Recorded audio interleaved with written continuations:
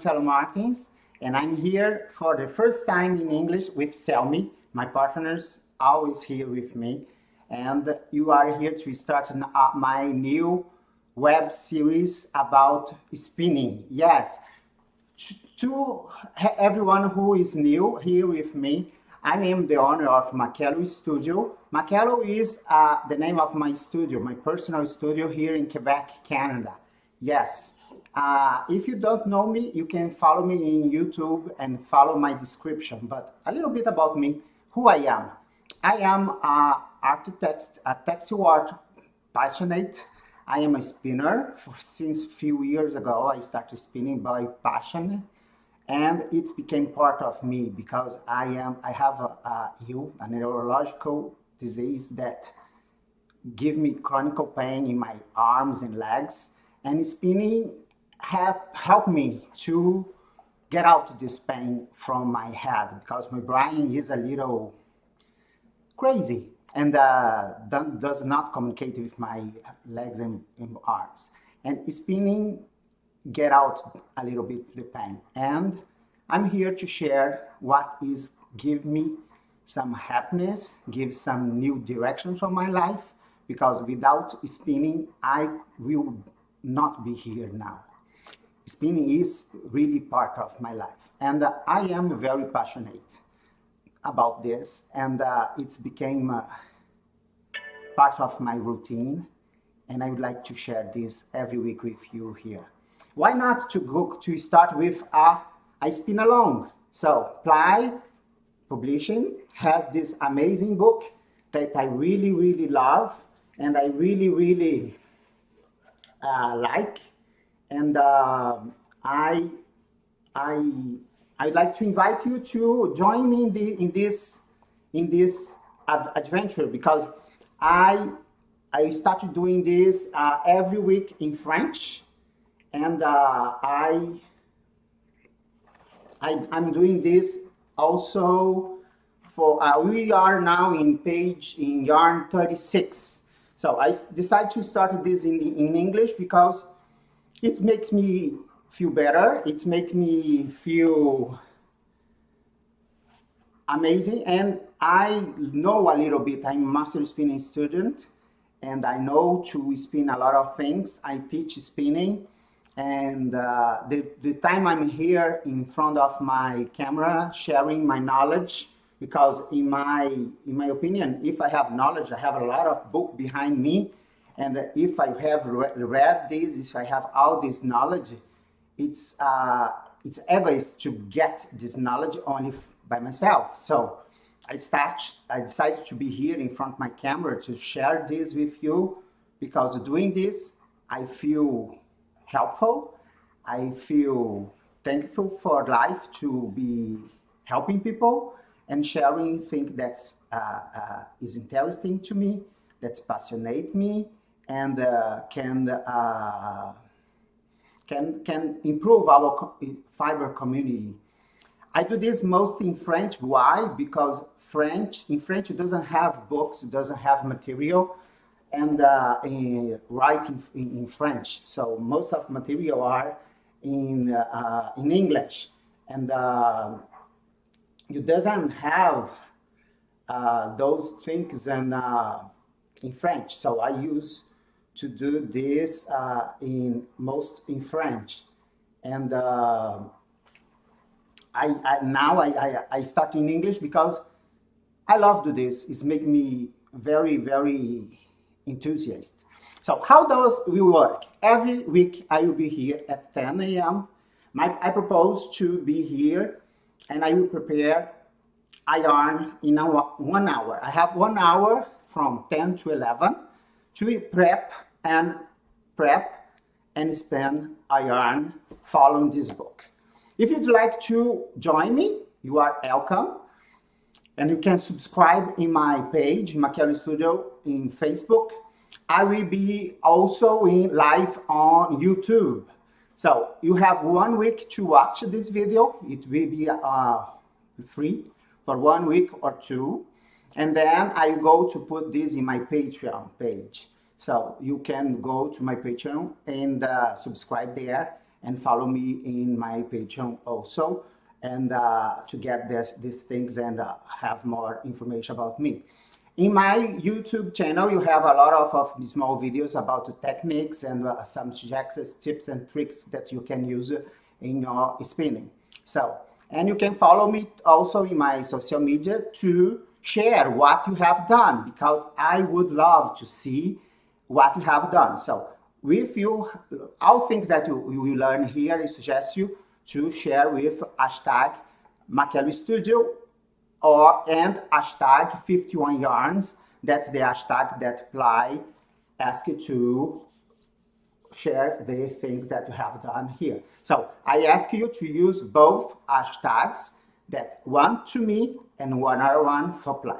Okay? So this book is amazing. Why this book? Because there is amazing books. There are a lot of information about the spinning, not too much techniques, but a lot of histories, some small anecdotes, and some small information about how to spin, what you can learn, how can you improve our creativity, how you can learn about fibers, how you can learn about techniques.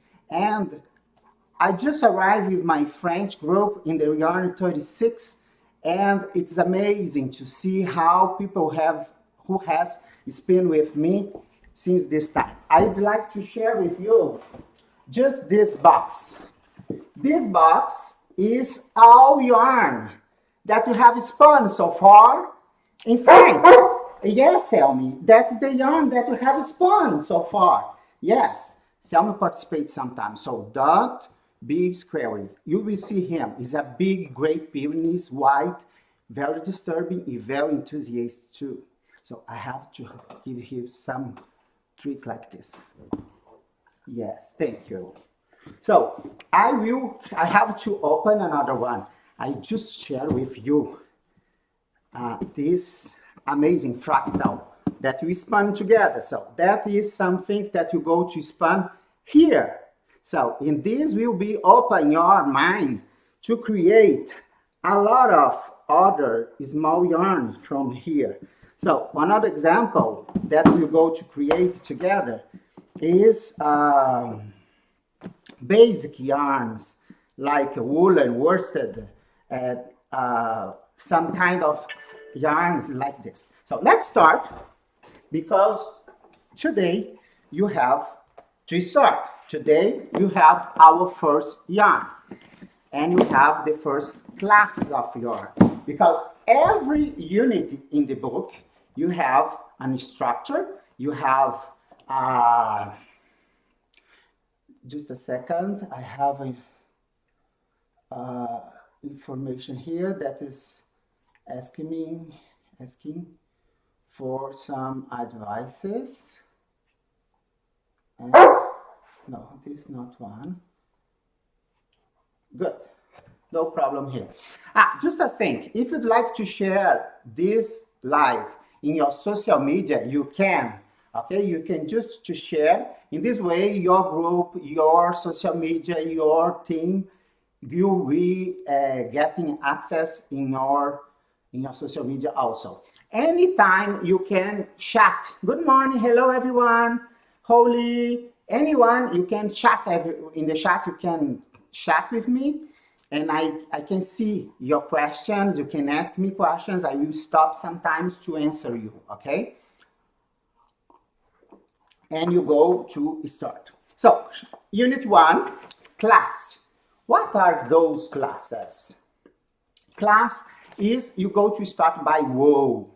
Wool is the basic fiber to start with spinning, and it is very complex at the same time. Why? Because you have a lot of kind of wool.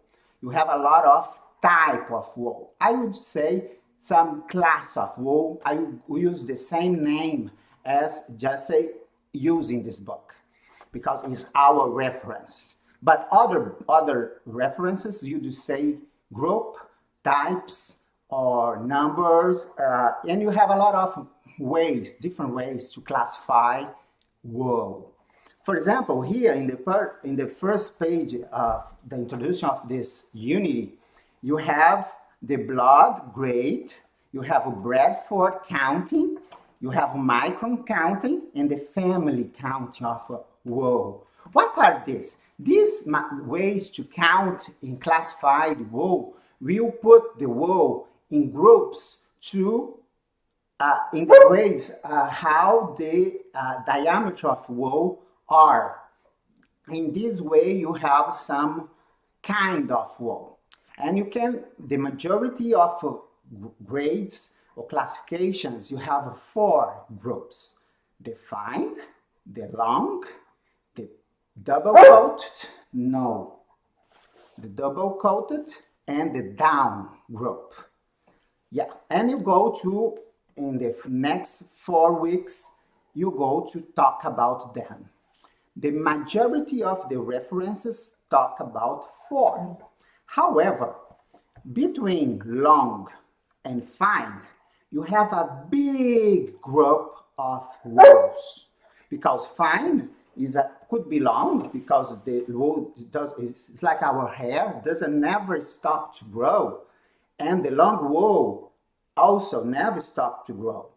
But between them, there is some wools that have an average of the diameter that is the same, and some teachers, some books tell us to classify some medium wool. And you have here in the book, you have a fine, you have a medium wool, you have long wool, and you have down wool, and you have one more class. That's okay.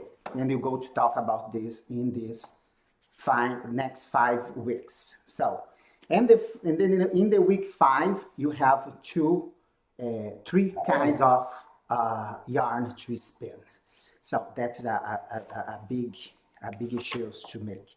Okay, so let's go to start. Too fine wool is that those wool that are very fine, and there is a way to be prepped. So the wool are classified. Why? Because some ships is lower than 20 microns. Yes, the way that you know that to classify wool most known is microns, because it's how to measure the wool. So you have Bradford, that is an England one. You have the family of wool that Deborah Robinson use most, and you have others. So I go to use here the microns. Microns under 20 microns, you can consider some wool as fine. But it's not all fleece is the same weight. When you open a fleece, you go to sort a fleece, you can find different microns in the same body of the wool. So, but when you have all fleeces in the average under 20 microns, you can consider all fleeces as fine. However, I have an example, some breeders here in Quebec, I can buy some border Leicester that I can sort some parts that can be very fine, and some parts could be medium or long wool. It depends of the breeder, it depends of the genetic of the herd, and it depends also how you sort the fiber. Okay, I have here a little bag of a nice wool from Quebec. This is a Merino DLS. Merino, you know, is a Merino, and DLS is a breed developed by the federal government from Canada. It's for Quebec. It's a national breed here. It's a mix of Dorset, Lancaster long wool, and Suffolk. That is this mix. And this herd is 6% Merino and 40% DLS. I have a very fine wool. You can see here. I have a very nice crimp. I have a very long wool. I have over than four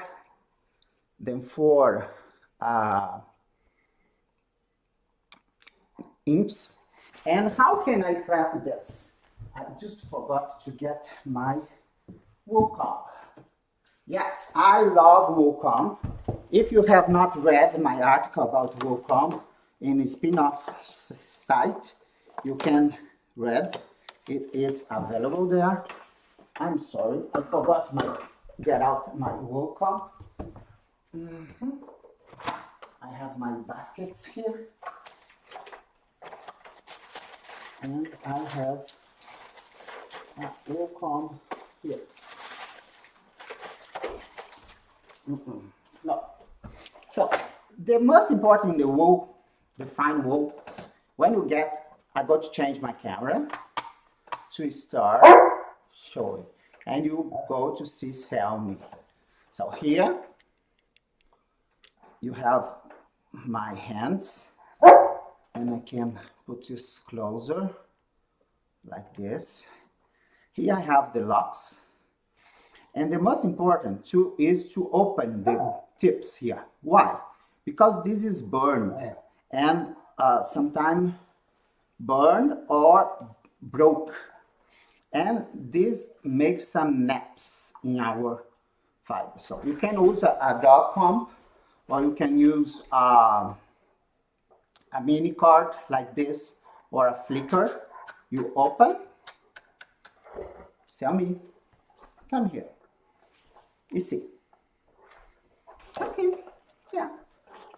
Assim. Puxei. Felemão. Felemão. Do.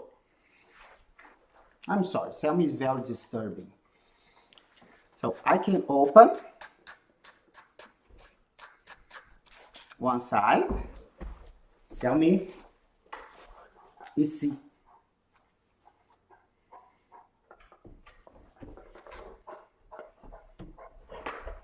Reste là. Reste. This is the cut end. So this cut end is very important to open. Look at that. This part, I have a vegetal mirror. I can open. I can get out with my finger. And here you see, you have a lot of close tips. And these parts, you have to open before to spin, because these parts go to be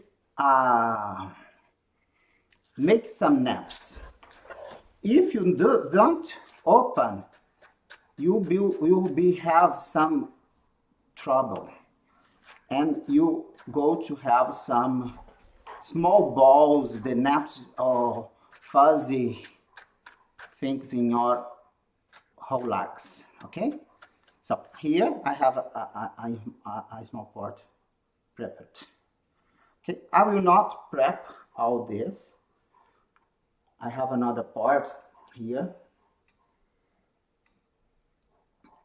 that I'd like to open with the dog comb to show. Look that, this is a Merino DLS, again, a very nice. If you have a lot of this, it is not, it's too much, okay? You have to cut a little bit to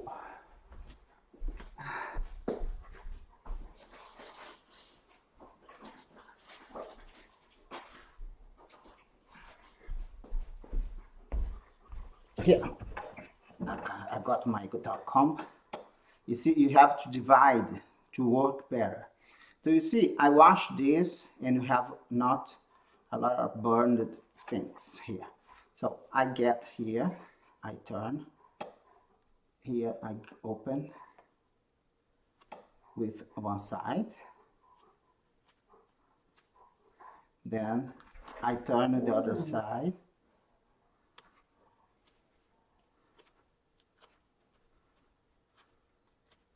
I use too much my dog comb, so he's missing teeth. But it's amazing. So this is ready to be carded or combed. When I comb my yarn, I will comb directly. I don't do this. I put directly my comb. But when I card, yes, I do that. So I open the other side. If you have questions, you can ask me questions anytime, okay? Be free to ask me questions anytime.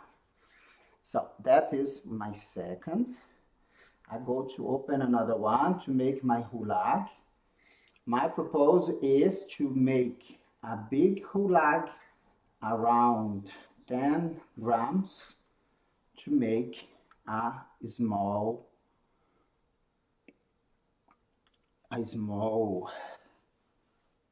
skein, a mini skein. So here I open and I can make this like this. Look that, it's beautiful, huh? I love because it's very fast. Sometimes to go faster, I can clamp my dog comb on the table and I just pass the fiber like this and I put in the drum carder. Doing that, I save more time. Look that. I think another small quantity, I will have enough to start carding. So here, look that, I have to open, put straight my fiber, each side together, to open well. Look,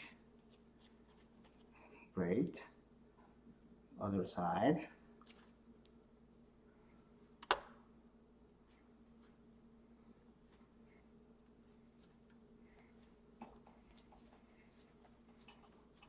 Good. So always there. Now I have a hand card. This hand card I bought used, and I love this hand card because they have some marks here to show that it wasn't well used. People was using like this. And this is not the well way to use. You have to put, the tips never have to be making noise like that. I put just enough to cover, and you pick on the birds and you get out. Pick on the birds, you get out. Do you see? And you finished. Pass a second time.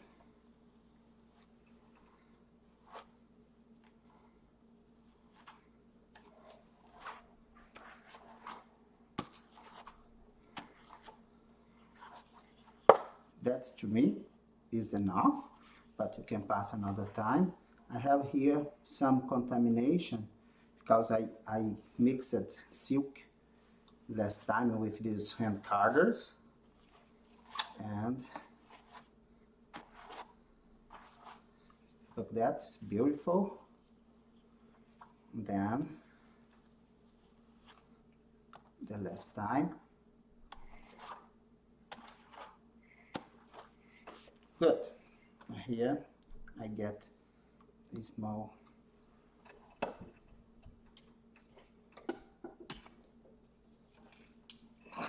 I have the sticks. I buy this in the Howard store. These sticks to make my hulags like this. And this is my first hulag here.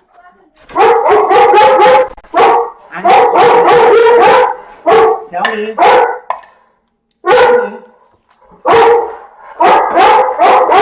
I'm sorry, someone. Sally.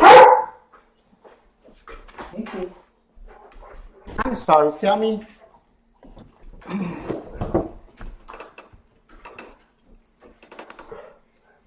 Selmy, I see. I'm sorry, someone arrived and Selmy is disturbing. Custa. Selmy, push. I'm sorry.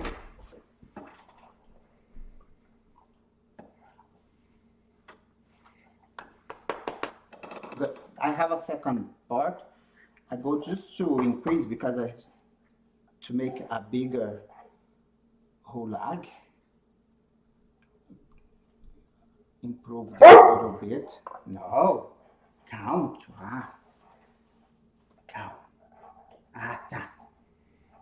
So I go just to put a little more fiber here to have more fiber. So here I open.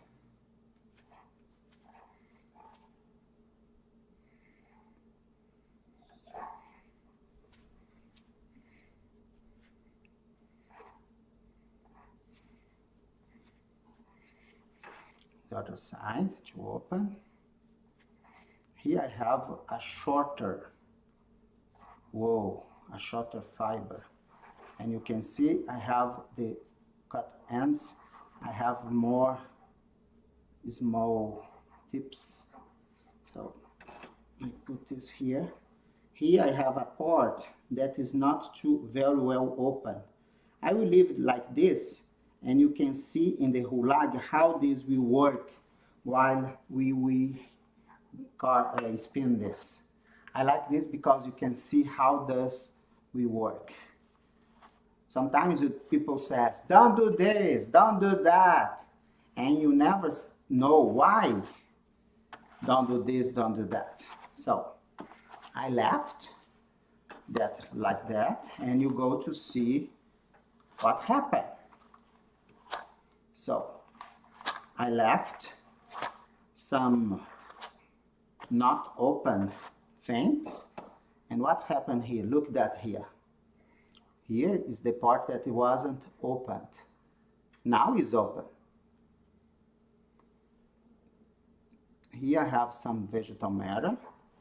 This can fall. I will left the vegetal matter there. Next, pass another time. It's very interesting to observe what happened while you are working. Look that, I get here, then I get there, I get here, and I get there, I get here, and I get there. My hulag that was very large, now it is small. I put this up, I get the bar, beard, here I turn, and I have another hulag. Great. 10 colors down. I turn here just a little bit to not get out the air, but just to get my yarn ready. Now I go to my spinning wheel here. I have my spinning wheel here. I'm going to put this back a little bit, and I want you here to watch my hand. Great. I have my spinning wheel. To a fine wool, what's happened with a fine wool? A fine wool, it's very fine, and as much as we have wool together, more strong will be the yarn. As less you have the wool, less we go to have the yarn. So as less you have, as weak you go to be the yarn. So you have to always, what you glue the yarn together, the twist.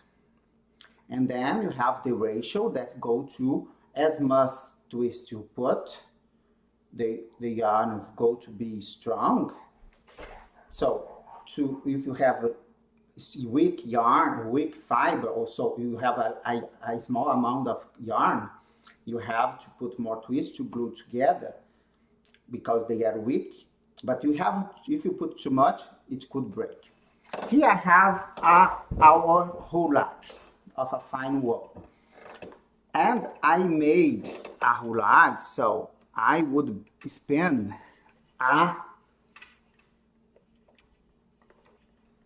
I can spin any kind of yarn that I want. And you go to talk about the traditional techniques in the another moment. But the goal here is to spin in the way that you can and the way that you want. Spin a yarn with from a fine wool. Here, doesn't matter the way that you can spin, doesn't matter how can you spin.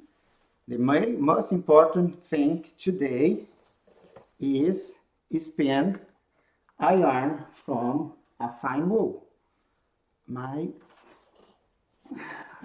Oh yes, it's here. I go to get my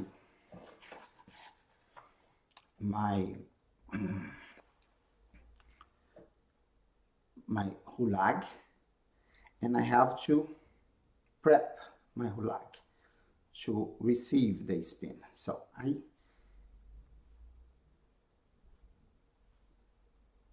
prep my fiber to receive the spin. I did not explain why I'm always in shorts, because my heel doesn't allow me to touch my legs all the time.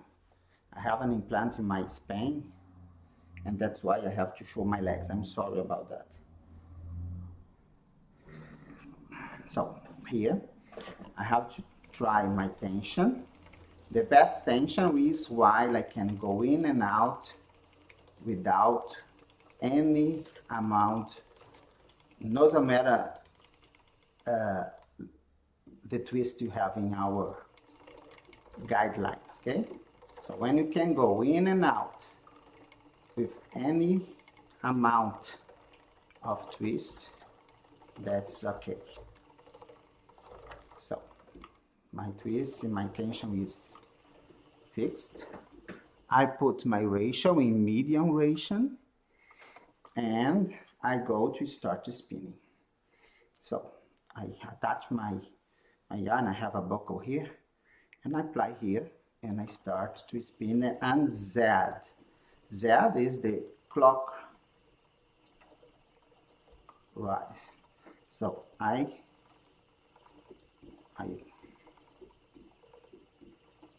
get from like this. So as I told you, you spin as you want. So you can spin a yarn. Doesn't matter that the technique you know. Most important is to feel, to know the yarn. Look at that. Here I have a point, important point. This is a nap. I can get out the nap just pulling out like this. Peeling this out from this kind of prep. So here I have a way to spin. I can spin in another way like this. This is my natural way to spin. And you can spin in different ways. My goal here is to spin this yarn to feel the fine wool, okay? But Marcelo, you show us merino DLS, but what kind of other wool could be fine? Here in Canada, you have Rambouillet, you have Finne, you have some Corriedale. Border Leicester, you could be fine. It depends on how you can find them. But in the United States, you have a lot of different fine wool. You have Cornwall, you have Bond, you have targi. In Canada also you have targi. It's hard to find, but you have targi also, and you have different of other. Here you can see is the part that it wasn't open, and when you can open well with the comb, with the cloud it wasn't very well open, you have this in our yarn. This is why it's very important to make a well cloud before card. So yes, it's a one step of the preparation, but you can see here the difference between of the cloud and the bad cloud preparation. You can see? So when you people, don't do this or don't do that. So why you have to make a very well cloud with cord or a dog comb or a mini cord or a flicker before card a wool is to evade this, because when I spin this, what happened? The yarn is not the same. You can see a small crimp here that could itch differently that we hear. When I relieve the tension, what happened? Here, you can see, I release the tension. My yarn make a weak part differently. The other one that is go more bumpy, more regular. I go just to put more twist to go far. So here is the part that you have the weak part, and I go to release the tension. It's still being weak, you can see. So that's why you have to make a very well preparation when you spin. So here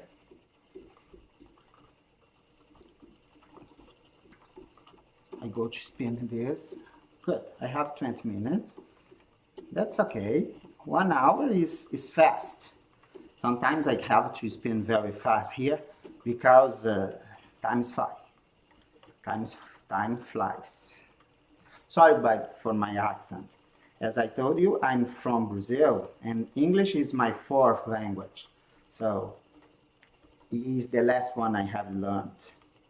Yeah, I know I have a lot to learn in English also, but here my goal is not to speak about the language, but it's spin in my focus. So I know you can excuse me about some English problem. Hi Danielle, hi Carol, hi Karine, hi Lizzie, Stephanie, thank you to be there. Some people that, I love when people are here and tell me, where are you? You can tell me a little hi, it's always pleasant to me. So if you'd like to tell me a little hi, where are you? It's always pleasant to me to know who are there, who are here. What do you think? What is your favorite drafting? Because I'm spinning here a drafting, I'm doing a long draw. What is your favorite drafting? Short front draw, long draw, short for back draw. What is your favorite drafting? Can you write to me in the comments? Would be nice if you can share with me. Tell me, what is your favorite drafting? Write to me there.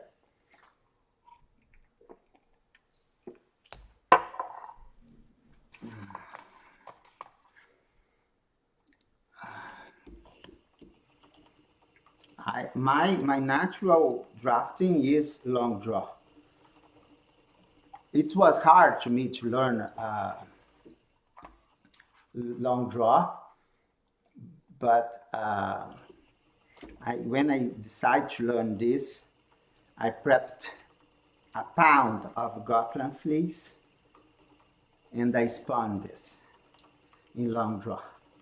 It was amazing, and I fall in love. I have to knit this. I told me that I go to knit Icelandic style wool for me, because Gotland is a very light wool, and I have a lot of beautiful